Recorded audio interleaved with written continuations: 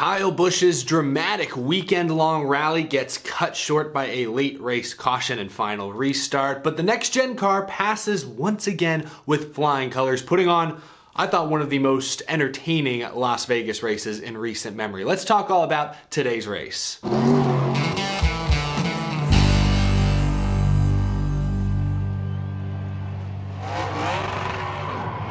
How's it going, y'all? My name is Eric. Welcome to Out of the Groove Las Vegas Race Review Edition. As always, there's a lot to talk about today. 4 races into this season, if you include the exhibition LA Clash. And speaking purely as a fan, I've yet to be disappointed. Great action once again today at Las Vegas. It was a long race, especially for a 400-miler at an intermediate track. Lots of spins, lots of crashes, but tons of edge-of-your-seat racing action as well. We're gonna talk all about the top finishers, the trends we're starting to see early this season. We'll discuss Kyle Busch's wild weekend, and of course that final restart and today's winner. We'll also talk about the spectacle and put this thing on the Groovy Gauge at the very end, but can you give me just 1 minute? 1 minute here to rant about Fox's television coverage. I know a lot of y'all get tired of this, but just give me 1 minute. I'll make it short and sweet. This was the first day this season that I saw a lot of the pre-race coverage. Not the early in the day stuff on FS1, no, the stuff right before the green flag on Fox. And let me just say, I didn't think there's any way it could get worse, more cringy than last year, but lo and behold, Fox continues to surprise me. This was the worst pre-race show I have seen in all my years of watching NASCAR. From the cringy Chase Elliott, Kyle Larson arguing in the desert skit, maybe it was a reference to some movie I haven't seen, I don't know, but either way, it was cringe. It was hard to look at. Put It Out was one of the worst ever. They had a clip of just like a guy being chased out of a casino. What did that have to do with racing? They had an abbreviated, cringy grid walk. Ace Dillon tried to steal the show by eating Michael Waltrip's mic, but it didn't save the day. And then Chris Myers talking to a fortune teller. This is all stuff happening like within 15 minutes of the engines being fired, right up to the start of the race. Please, Fox, I've been pleading this for over a year, but please, take NASCAR seriously. You're spending hundreds of millions of dollars for the broadcasting rights every single season, and yet you present this sport on a weekly basis as a joke, as a carnival funhouse. Change now. Fox needs new directors, new producers, something, because today was a debacle. Now I'll say this, Danica Patrick was solid in the booth. She was a pleasant surprise. The actual broadcast during the race day actually was really good. Not too many commercials, lots of side-by-sides. I had no issues with the race itself, which is the most important thing. But the pre-race show, when fans are supposed to be building up anticipation and excitement for the race, good God, it was a joke. Change it now. That was a disaster. All right, sorry, I'm heated about that. I was holding that in the entire 4 hours I was on my couch watching this race. Let's talk about the race itself now. I want to start with the finish because obviously that's the most important part of a race. Alex Bowman bested his teammate Kyle Larson on the final overtime restart to get his first win of the season. Kyle Busch, Ross Chastain, Martin Truex Jr. with 4 fresh tires, restarting 3rd, 4th, 5th, were unable to mount any sort of charge. Bowman wasn't even the control car, but he was able to fend off Kyle Larson. It was a surprisingly organized final overtime restart. Congrats to Alex Bowman, and of course, credit where credit is due, Greg Ives with the gutsy, bold strategy call to send his guy out there on 2 tires when early in the race, we'd seen numerous occasions where putting a guy out there on no tires or 2 tires typically led to disaster. Michael McDowell was involved in a spin, or slid up into Briscoe, who then hooked Daniel Suarez. We saw Keselowski on 2 tires spin out all by himself. So it was a bold move.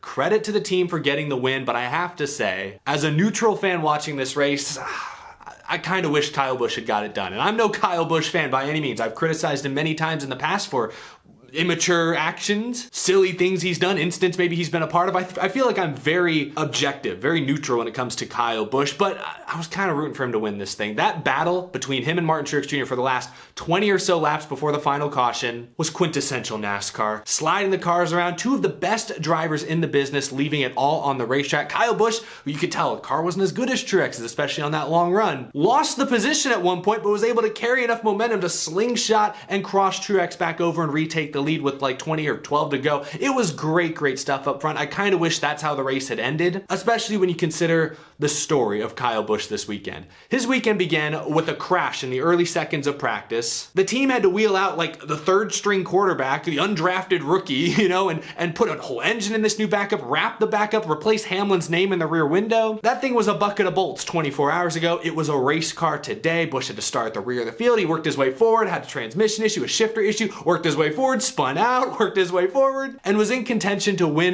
the race. This was a tremendous Kyle Busch performance. I feel like Kyle Busch is at his best when he faces significant adversity. When he has a decent car, doesn't really face any adversity, feels like he kind of gives up on the race. He'll just settle for 12th or 8th and just say, it wasn't a good car today. But when the car is killed, as Kyle Busch would often say over the radio, that's when he puts on some all-time performances. I've seen Kyle Busch drag some sorry excuses for race cars up into the top 10, top 5. That's kind of how today felt. I know the car, sure, the car was fine. I mean, passed inspection, had all the right parts and pieces. It's still a Joe Gibbs Racing prepared car, but it was a hastily prepared Joe Gibbs Racing car. So to see him wheel that thing to the lead and hold off a hard-charging Martin Truex Jr., I was pulling for Kyle Busch at the end. And then, Eric Jones, who had another great day today, top 10 speed once again out of that 43 car, he smacked the wall. Caution came out. Bubba Wallace, NASCAR didn't throw the yellow in time. He slides trying to avoid Jones, wrecks it. Caution comes out, and that allowed the Hendrick cars to leapfrog the Joe Gibbs cars. Now, I'm not going to sit here and say, Kyle Busch got cheated out of a win or anything like that, because one, it was a legitimate caution, and two, Kyle Busch and Ben Bayshore could have opted to go with 2 tires the same way the Hendrick cars did. They could have taken that same gamble. They chose not to, and they really didn't get any sort of jump on the restart. So I'm not going to say Kyle Busch was robbed or was cheated, but again, as a neutral fan watching this race, I kind of wanted to see Kyle Busch get the win. Don't mean to take anything away from Alex Bowman, but as Jeff Gluck noted on Twitter, Kyle Busch's radio immediately after the checkered flag was spicy. The same freaking guy who backs into every win that he ever gets backs into another freaking win. BS. I mean, he's not entirely right, but he's not entirely wrong. I mean, Bowman's most recent win came after he wrecked Kyle Busch's teammate late at Martinsville. Kyle Busch isn't exactly right, but you can tell he was frustrated. He was mad that this race didn't go as planned. Again, I'm not trying to take anything away from Alex Bowman. He did win the first stage. He was up there in contention almost all day long. He had a good car. And again, last restart, he wasn't the control car. It was Larson's race at that point. And Bowman beat him straight up. So credit to Alex Bowman in that 48 team. But as a neutral fan watching, I was hoping the race would end with Truex and Kyle Busch slicing and dicing. That's the only way I, as a fan, feel slightly robbed after today's race. Let's take a look at some of the top finishers. Kyle Larson did hold on to finish second. He was fast once again today. He was a driver who had a speeding penalty in stage 3, had to work his way all the way through the field to get back near the front. So Larson had a great car once again today. Looked like he was going to win back-to-back for a moment, but came up just short. Ross Chastain crossed the line third. He was the standout driver today, in my opinion. Every race this season, even going back to the Clash, a small team Chevy driver, someone out of the RCR or the Petty GMS or the Trackhouse camp, they all kind of have a similar alliance. One of those drivers every week stands out. Clash, you had Reddick, Eric Jones, Justin Haley was running well until he got wrecked by Larson. That's a colleague car. Last weekend at Auto Club, again, Reddick was great until he blew a tire. Eric Jones was top 5. Daniel Suarez, Trackhouse, top 5. Austin Dillon was top 5. Today, it was Ross Chastain. For a while there, it looked like Ross Chastain might actually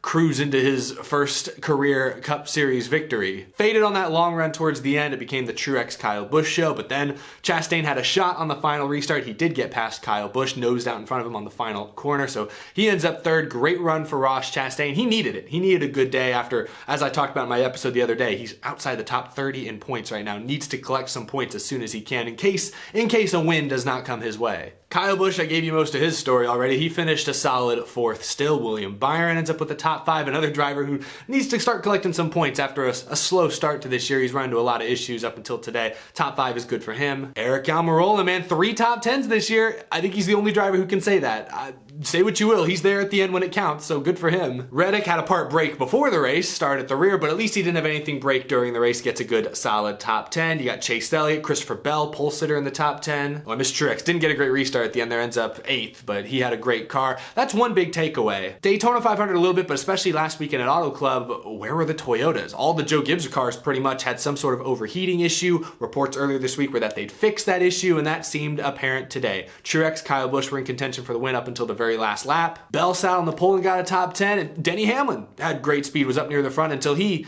missed a shift and blew the motor late. That was an awkward day. You could tell he felt really dejected. Just a mistake on the driver's part. He's used to, as they mentioned on the broadcast, those old H-pattern shifters. Not used to the new sequential one, and in the moment, did the wrong thing. Just a bad break. I'm surprised it hasn't happened more, quite honestly, for some of these veteran drivers who've been used to doing it one way for 15, 20 years. Bad break for him, but the takeaway was that the Toyotas were fast again today. They were some of the best cars in the field. Even both 2311 cars, Bubba and Kurt Busch, were up in the top 10 at some point late in this race. I know Bubba obviously wrecked, unfortunately not his fault. Kurt Busch faded a little. Still ended up 13th, that's not too bad. So Toyota looked fine. I don't think there's any reasons to worry if you're a Joe Gibbs or a Toyota fan. I just thought it was Corey LaJoie with the top 15. How about that? That's pretty good to see. Kevin Harvick almost got himself a top 10. You got Logano in there. A few other notables, a couple guys who just had real bad luck today. Suarez, minding his own business, got wrecked by Briscoe as Briscoe was trying to avoid McDowell. Brian Blaney got caught up in Brad Keselowski's spin when Keselowski got loose on old tires. Nothing Blaney could have done. I mentioned Hamlin. He ended up 32nd. Eric Jones, 31st. Jones had a lot of speed once again today. Again, those petty GMS, RCR aligned cars look really good to begin this year. Surprisingly fast. Shame he made that mistake late in the race while I think he was running inside the top 10. But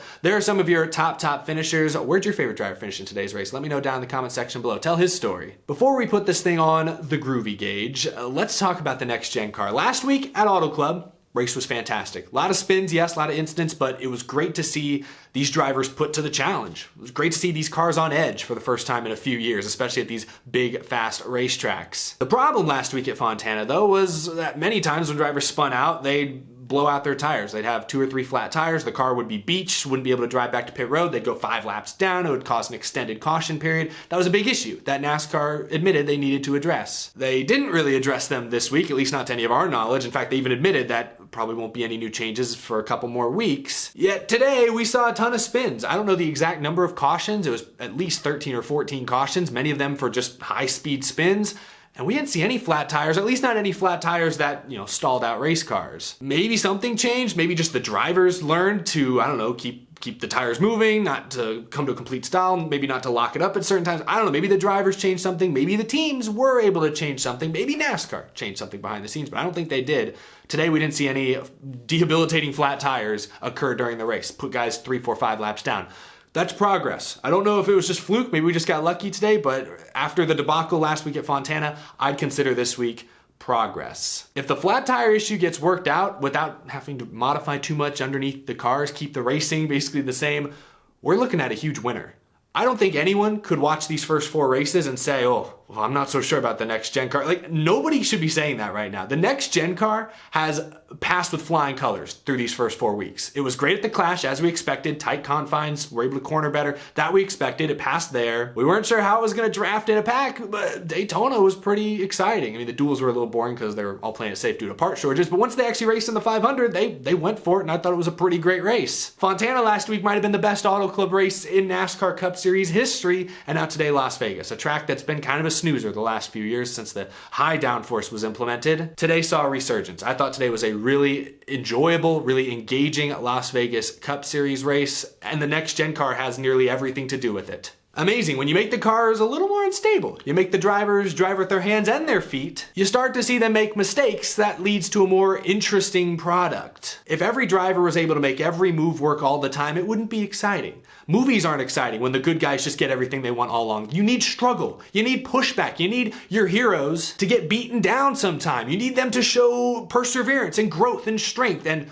with the old car, as easy as it was to drive, especially by itself, you didn't see any of that. The drivers are on cruise control. They had it easy. The next gen car, it's not easy. Not anymore. You see our heroes struggling from time to time, which makes stories like Kyle Busch's today that much more interesting and more engaging. He was beaten down numerous times this week and continued to battle back because he's one of the greatest drivers in NASCAR history. That's what makes for an entertaining product. That's what we saw at Las Vegas here today. That's what we saw for the most part at Fontana last week. That's what we saw for the most part at Daytona and at the LA Clash. The next gen car is largely responsible for that change. Sure, there's still some kinks to work through. I know Reddick had a steering rack problem before the race today. Obviously, the wheel stuff, tire stuff may need to be worked out as well, but so far through the first 4 weeks, the next gen car has shined very, very brightly in my opinion. So I thought today's race was really, really exciting, was very, very fun to watch. Again, a little long. That's been maybe my only negative, my only critique these last 2 weeks. A couple 400-mile races that have gone on for over 3.5 hours. Like,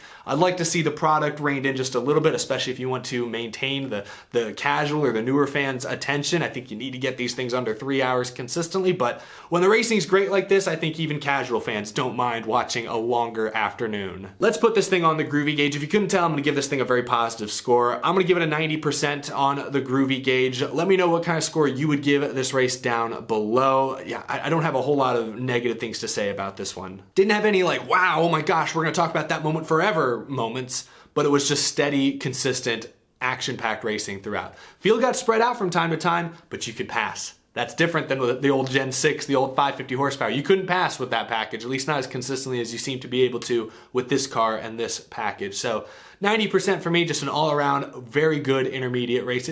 This car has restored my faith in intermediates. Like, NASCAR went to all these intermediates 20, 25 years ago, and for a while there, they actually raced pretty well. There were some great moments at intermediates, and then NASCAR's continue to change the rules packages, the cars, aeros become such a key factor in racing these days, and the intermediates, the product has suffered. This next gen car has like set us back 15 years in a good way, back to the days of actually enjoyable, edgy, intermediate track racing. Like, I wasn't planning to go to Texas, which is still my home track, for the All-Star race later this summer, but I might buy a ticket now. I don't think the next gen car is going to completely fix Texas, but it's going to be a better Texas than it probably has been the last few years, at least if these last 2 weeks are any indication, which I don't know. At this point, I think they are. Fontana, great. Maybe it was a fluke. Las Vegas being great.